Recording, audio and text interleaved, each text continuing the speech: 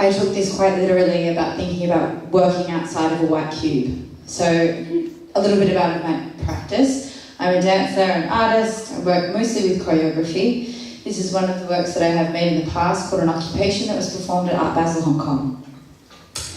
I think that the white cube shares a lot of similarities with something, its sibling, which is the black box. There's social expectations that happen when we walk into the white cube or when we're walking into a theatre.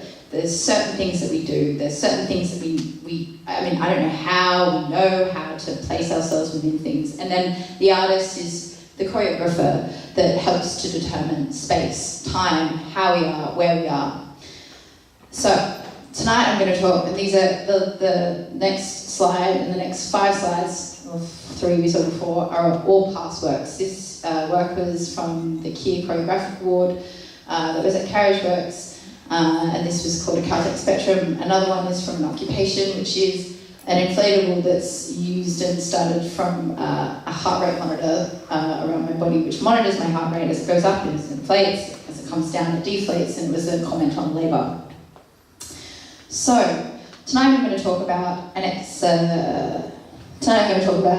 a few things. The first is an organisation called the White Cube that kind of goes into looking at different organisations that work within a white cube space, doing baby essays, art criticism, but also to, I guess, probing the notion of what's actually happening. Potentially, it's all in London. I wish they were here. It's a collaborative agency run by Gabrielle Puente and Zarina Mohammed, in which they write criticism, sometimes curate and have a stream of essays. They started reviewing shows using emojis. They're great on Twitter. I highly recommend following them on Instagram as well. And I guess I just wanted to present some people that were working, I guess, against the white cube and, really probing what it means. I also find them really funny. And I think that's sometimes humour is lacking. Follow them on Instagram and on Twitter and read their baby essays. The next person I want to talk about is Trisha Brown. Thinking of working outside of a white cube, this is one of the forefront postmodern dancers of the 1970s. Here we're seeing a man walking down a building, and it was one of Brown's series from her equipment pieces.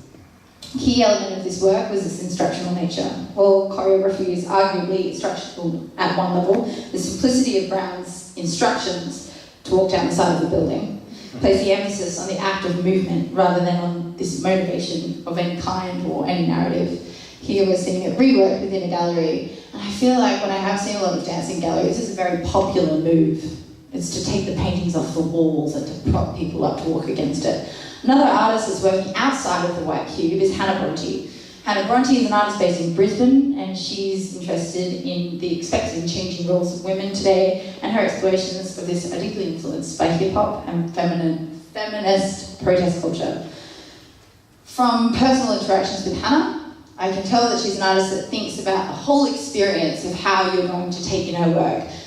Earlier, I remember her having an argument with a curator about how to patent the flavour of a bubblegum because she wanted people to taste things as much as she wanted them to hear things, as much as she wanted to see things, as much as she wanted you to smell everything in the room.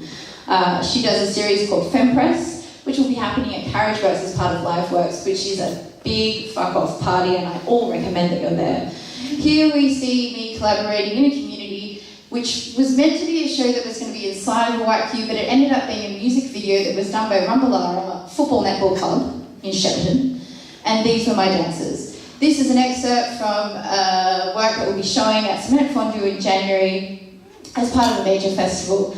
I'm looking at the investigation of skipping rope and how we use ropes as a form of weaving, tying, and I guess on a didactic level, how they connect us in different ways, shapes, and forms. This is then going to segue into a new work that will be part of the National, which is trying to rethink how we're going to do performance in a gallery and how we demarcate a space so that the space doesn't consume the body as a whole. I haven't seen as much performance in a gallery as I would have liked to, but I do feel that at times the white cube tends to overwhelm the body.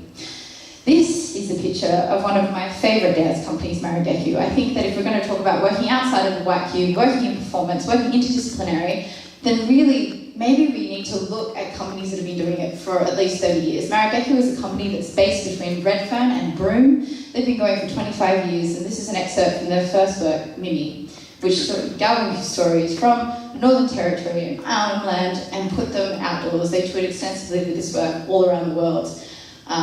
Brazil, Canada, Namibia, all through Europe. And this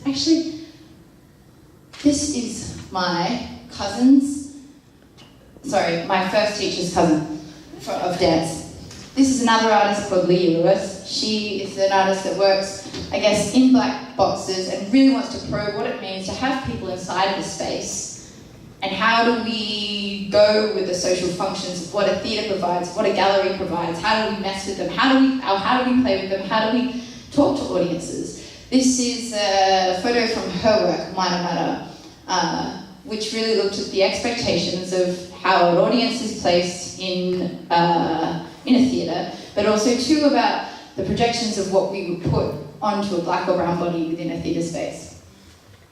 To end, this is a work that was done and will be done actually in a white cube space, but it was originally done in a train station, which is participatory work.